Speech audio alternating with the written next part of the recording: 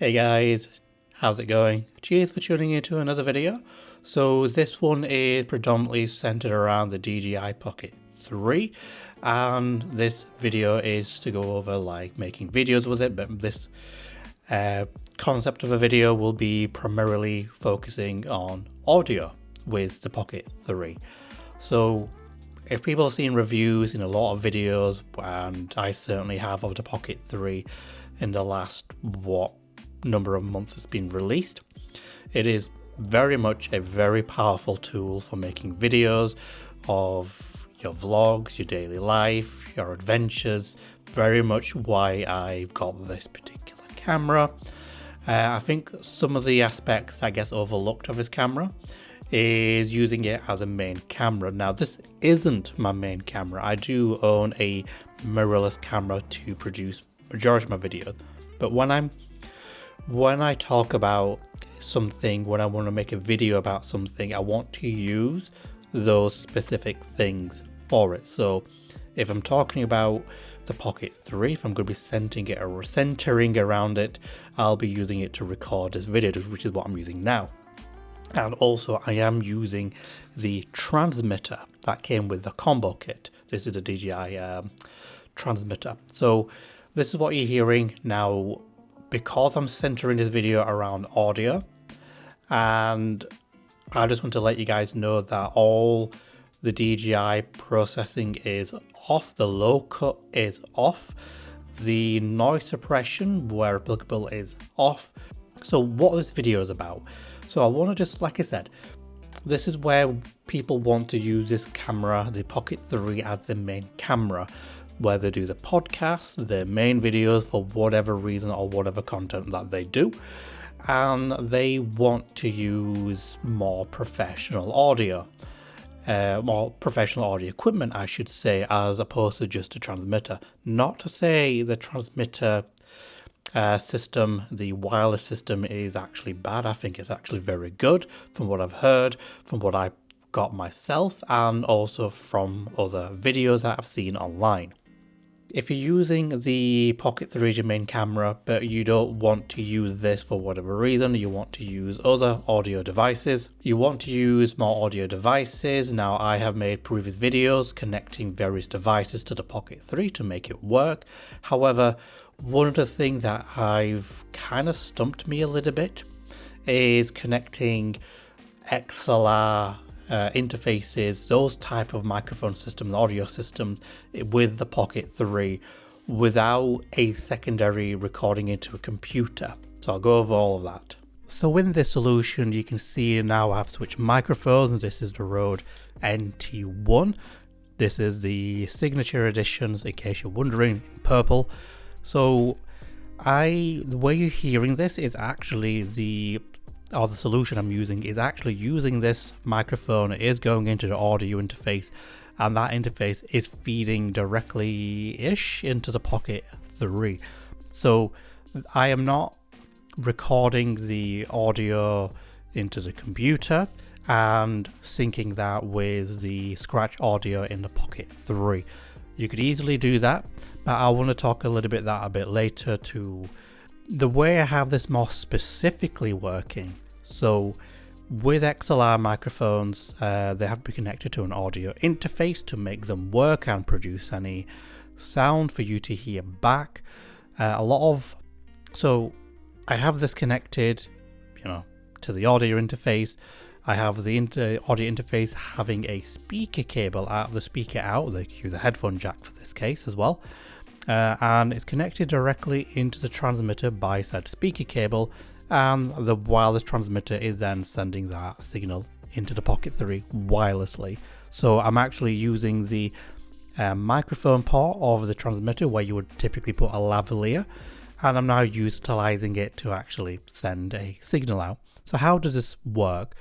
So audio interfaces, pretty much all of them, I would say, there might be the extreme few, have a feature called direct monitoring. What this is typically if you have a pair of headphones like these or whatever connected into the interface and you speak into the microphone, the raw signal can be heard directly into your speakers or headphones, whatever you're using, to hear what it sounds like and how you speak into it.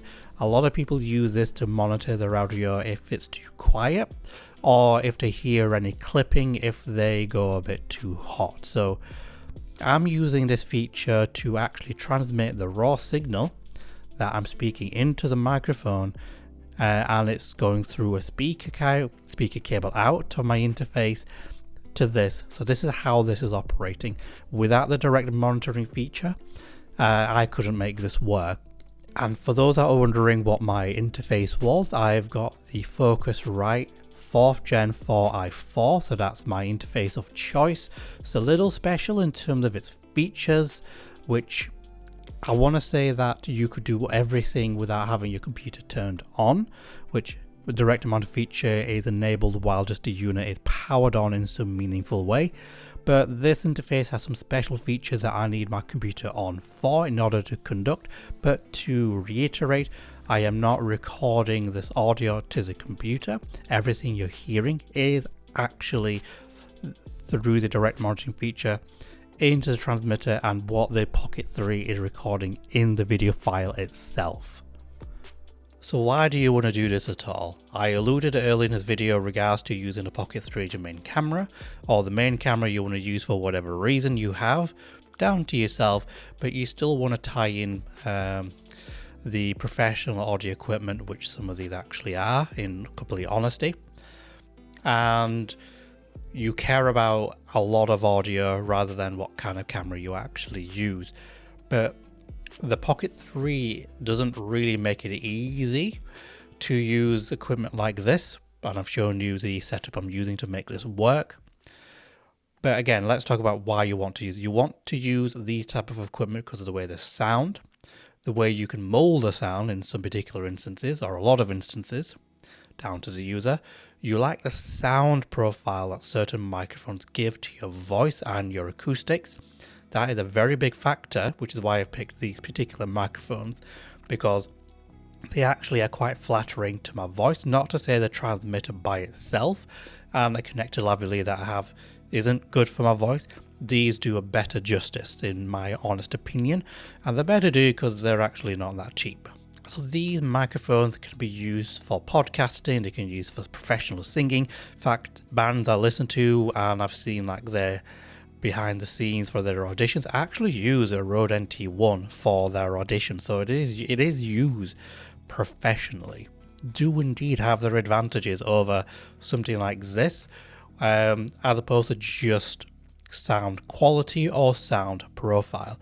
So one of the big advantages of hardware like this is that at a hardware level, without any software or anything like that, they have really good sound isolation when you're speaking into them versus your acoustics and your reverb in your room.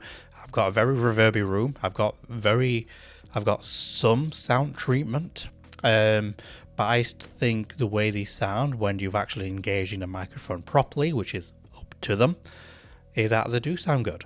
But another advantage is also as well, now you've seen with my previous microphone and also this, the Rode Podmic in white, I do like how they look, and I egotistically want to show them off in a video as well. So they can look really nice, they can look really cool, they can draw attention in more ways than one. This is kind of the reason why some people like to do video podcasts. Now, of course, with a lot of people, they would, even if they were using a different camera system, they would actually just record the audio with a system like this into their computer and record into the camera device with a scratch audio. They don't really care about the quality of the audio that's being used in the camera itself. It's just there so that they can sync it in post-production. But, you know, with something like this, one of the reasons why there are also a lot of people out there that want to have everything in camera because it's simpler. If they can do the initial hard work, which is the hardware setup, and just worry less about once they take the footage off the camera so they can edit straight away, and not have another additional thing to worry about that could go wrong. And that has happened. Stuff does indeed go wrong. I've had that myself. Many people have as well, for various reasons. One of them could be your recorded audio within the computer file could be corrupt. There's some issue that has happened, and on that situation, the only audio you have is scratch recording, but because no work was done to make that actually decent, you couldn't really fall back on it. I do find when it comes to making content, the more hurdles and more steps is very unappealing. I don't really like doing an additional thing. Now, a lot of pro videographers, YouTubers would record the audio separately and always sync it. Now, if that's a work habit they have, that's completely fine, but there's a lot of people that just hate that additional step when they're going to the video editing software to find working with footage that has baked in good audio already to be really good. And it's actually the reason why the creator combo kit for this is actually really appealing, because the sound from the transmitter, if you're using it just by itself, not like this, is actually still very decent. So people have very good video and very good audio straight away.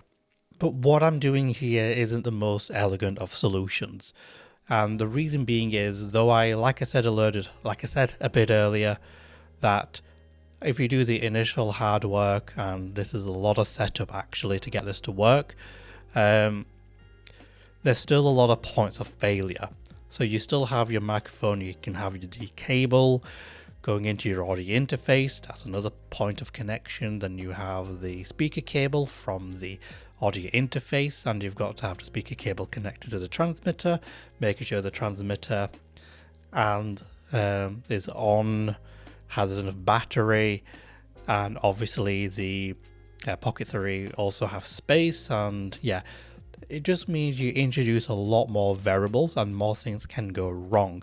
So this may introduce a little bit of latency just because there's so much things that's being routed through. There's meters and meters of cables here to work with.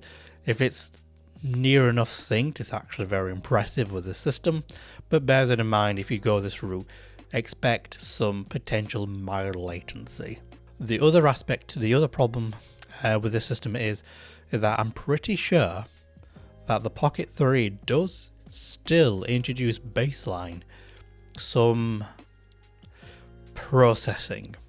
The reason why I say that is I'll give you a demonstration a bit later in regards to some audio samples. It does feel like there is some form of innate compression and possibly some EQ baked into this. I do think the DJI Pocket 3, when you're using it by itself as a transmitter, does introduce more depth to your voice. I do find it doesn't have your voice really flat. And I noticed that it keeps your volume when you introduce enough gain to it, and I think the firmware update some time ago fixed this, but it keeps you rather decently leveled. Now throughout this video you've heard me start with the transmitter, move to my NT1, then the Rode Podmic, but I thought in order to give a bit of a out of interest, a bit of a test to see how they sound when I'm speaking with the same inflection as much as I can, I'll do a short read, a little bit of a test between all three. So I'm going to start with the transmitter by itself, and I try my best to keep it leveled and not move around too much. Arthas walks up the icy ramp of the Lich King's home. As he walks, he hears voices of Muradin, Uther, Jaina, and various other humans from his past. After a minute or so, he reaches the icy prison in which the Lich King is held in. The Lich King says, "Return the blade, complete the circle. Release me from this prison." As Arthas charges the prisoner, slices its frostmourne, the prison shatters. The Lich King helmet falls to the ground. Arthas picks it up and puts it on. We hear Arthas the Lich King says with absolution, "Now we are one."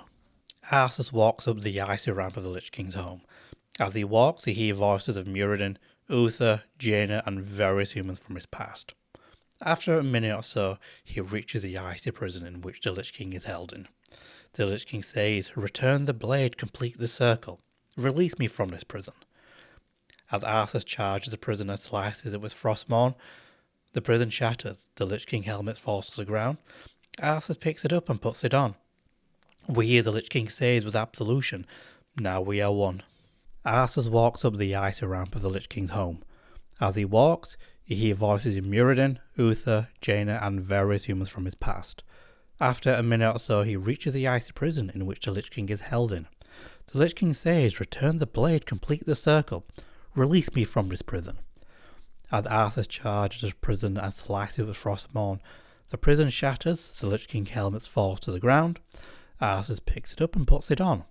We hear the Lich King say with absolution, "Now we are one." This part of the video is the only bit where I'm actually going to be simultaneously recording the audio from this microphone into my computer whilst also recording directly into the Pocket 3, still with the transmitter solution that I have. So I'm going to go back and forth so you can hear within the same footage. I'm going to go back and forth a little bit with the audio being used directly into the Pocket 3 and also the actual file itself and how that goes to YouTube and whatnot. So I won't take up too much of the time. I think this bit's quite important just to see how all of this sounds, how the transmitter and the Pocket 3 influences the audio, and if at all, or is any sort of, what's the word I'm looking for, any perceivable difference. I think it should let you guys know I use DaVinci Resolve free version to make my videos and export that. And very importantly, when it comes to the audio, there is an option in there to have your audio file as 24-bit PCM, which is how I export it to. If you made it this far, guys, thank you. Just to let you guys know, I'm not a voice actor and I'm not a singer, so if you think I'm a professional in something, nope. I'm just a guy who makes YouTube videos, and I appreciate some of the equipment that's in the industry, especially the music industry and the podcasting industry. Let me know what you guys think of this video, the ideas of how all of this sounds, how all of this works. Please give this video a like, give my channel a subscribe. Really will appreciate that. I really want to do more videos like this, and hopefully include more adventuring videos as well. So until next time, guys, see ya.